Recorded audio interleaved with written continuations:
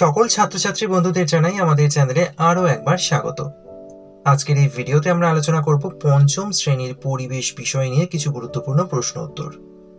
এই ভিডিওতে থাকবে পরিবেশ ও পরিবহন এই অধ্যায় সম্পর্কে, তাই ভিডিওটা শেষ পর্যন্ত দেখতে থাকো।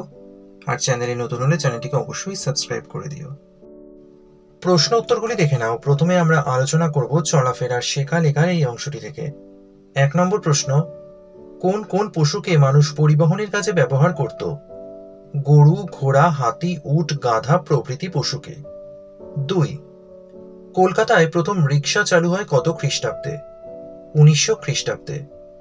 3, কলকাতায় রিক্সাতে মানুষ বওয়া শুরু হয় কত খ্রিস্টাব্দে? 1914 খ্রিস্টাব্দে। এরপর দেখে নাও নদীর ওপর ভেসে চলা অংশটির প্রশ্ন। 4, মানুষ প্রথম জলের ওপর দিয়ে কিভাবে যেত? ভেলায় চেপে। 5, পানসি কি? পানসি হলো লম্বাটে ধরনের হালকা ডিঙি নৌকার মতো জলযান। এতে পাল খাটানো থাকে। পালে হাওয়া লাগলে এগুলি খুব জোরে যেতে পারে। 6, হাল কি? হাল হলো নৌকায় থাকা এক প্রকার কাঠের দণ্ড, যেটি নৌকা কোন দিকে যাবে তা ঠিক করে। 7, পাল কি? পাল হলো নৌকার ওপরে লাগানো কাপড়, যাতে বাতাস আটকে নৌকাকে টেনে নিয়ে যায়। 8, খেয়া পারাপারে নৌকা কিভাবে চলে? দাঁড় টেনে চলে। 9, দাঁড় কি? দাঁড় হলো বাঁশের মাথায় চওড়া কাঠ লাগানো এক প্রকার বস্তু, যা টেনে জল পিছিয়ে দিয়ে নৌকা এগিয়ে নিয়ে যেতে হয়। 10, পালতোলা নৌকায় হাল শক্তভাবে ধরতে হয় কেন? হাল শক্তভাবে না ধরলে নৌকা উল্টে যেতে পারে বা যে কোনো দিকে চলে যেতে পারে। 11, ডিজেল ইঞ্জিন দ্বারা চলে এমন দুটি জলযানের নাম লেখো। স্টিমার, ভুটভুটি। 12, জোরে চালানোর জন্য লঞ্চ বা স্টিমার, ভুটভুটিতে কি লাগানো থাকে? ডিজেল ইঞ্জিন থাকে। 13, ইঞ্জিন চালিত জলযানে পাল ও দাঁড় না থাকলেও হাল থাকে কেন? চলার সময় দিক ঠিক রাখার জন্য হাল থাকে। এরপর তোমার এলাকার যানবাহন এই অংশের প্রশ্নগুলো দেখো। 14, পালকিকে বয়ে নিয়ে যায় কতজন? 4 জন। 15, দুটি পরিবেশ বান্ধব পরিবহনের নাম লেখো। সাইকেল, রিক্সা প্রভৃতি। 16, কোন যান সব রাস্তা দিয়েই চলাচল করতে পারে? সাইকেল। 17, কি প্রকার গাড়ি পরিবেশকে দূষিত করে না? বিদ্যুৎ চালিত গাড়ি। 18, বিদ্যুৎ শক্তিতে চলে এমন দুটি যানবাহনের নাম লেখো। ইলেকট্রিক ট্রেন, ট্রাম প্রভৃতি। 19, গাড়ির তেল মোবিল পরিবেশের কি ক্ষতি করে? রাস্তায় পড়ে থাকা গাড়ির তেল মোবিল বৃষ্টির জলে ধুয়ে যায় চাষের ক্ষেতে। এর ফলে মাটির উর্বরতা হ্রাস পায় এবং ফসল উৎপাদন কমে যায়। এছাড়া তেল মোবিল বৃষ্টির জলে ধুয়ে পুকুর বা জলাশয় পড়ে মাছের ক্ষতি করে। 20, গাড়ির ধুলো গাছের কি ক্ষতি করে? গাড়ির ধুলো গাছের পাতায় জমে, এর ফলে পাতা কালো হয়ে যায়। এই পাতা ঠিকমতো খাদ্য তৈরি করতে পারে না। 21, সাইকেলকে পরিবেশ বান্ধব যানবাহন বলা হয় কেন? অথবা সাইকেল ব্যবহারের কয়েকটি সুবিধা লেখো।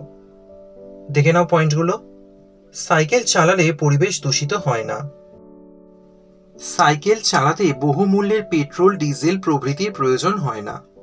প্রায় যে কোনো প্রকার রাস্তা দিয়েই সাইকেল চলাচল করতে পারে। এরপর দেখে নাও পথের পাঁচালী অংশের প্রশ্ন উত্তর।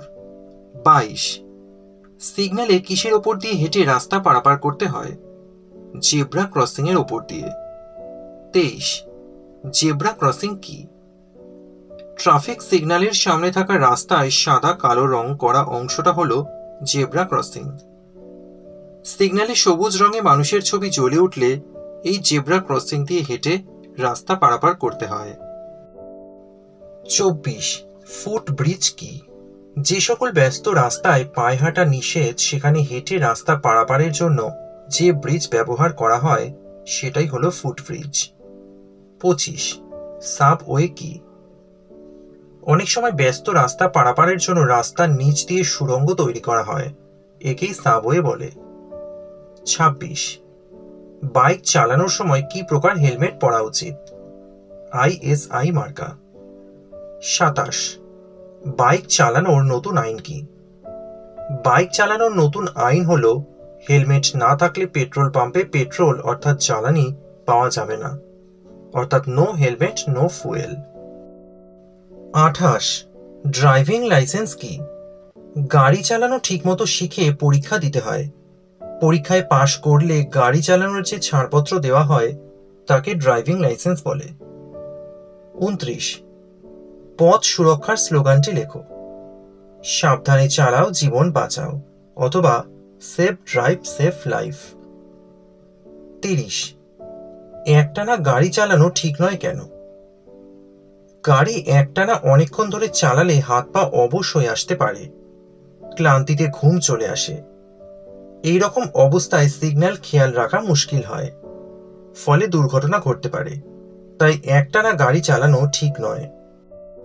31, ছোট গির্জা এবং বড় গির্জাকে কি বলা হয়? ছোট গির্জাকে বলা হয় চার্চ এবং বড় গির্জাকে বলা হয় ক্যাথিড্রাল। 32, গাড়িতে সামনে বসার সময় কি ব্যবহার করা উচিত? Seat belt. এরপর দেখে নাও কুঝিকঝিক অংশের প্রশ্ন।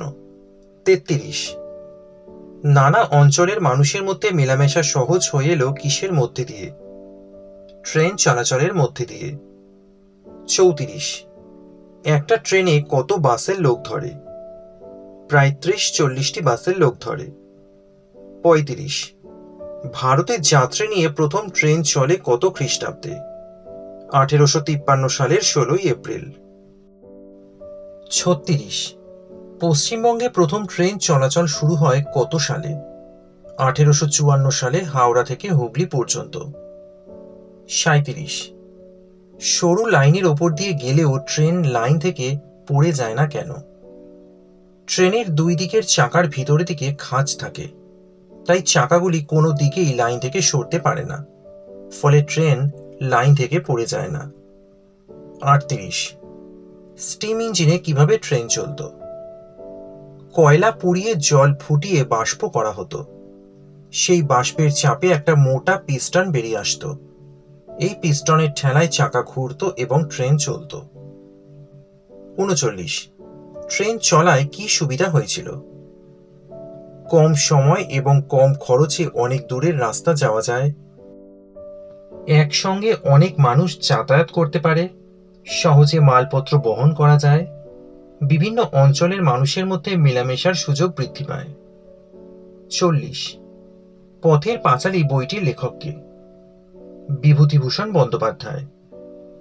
41, পথের পাঁচালী সিনেমাটি কে বানান? সত্যজিৎ রায়। 42, পথের পাঁচালী সিনেমার প্রধান চরিত্র দুটির নাম কি? অপু ও দুর্গা। 43, পৃথিবীর প্রথম সিনেমা কি নিয়ে হয়েছিল? ট্রেন নিয়ে। তাহলে এই অধ্যায়ের গুরুত্বপূর্ণ সমস্ত প্রশ্ন উত্তর এই ভিডিওতে আলোচনা করা হলো। যদি তোমাদের ভিডিওটা ভালো লাগে অবশ্যই একটা লাইক করে দিও।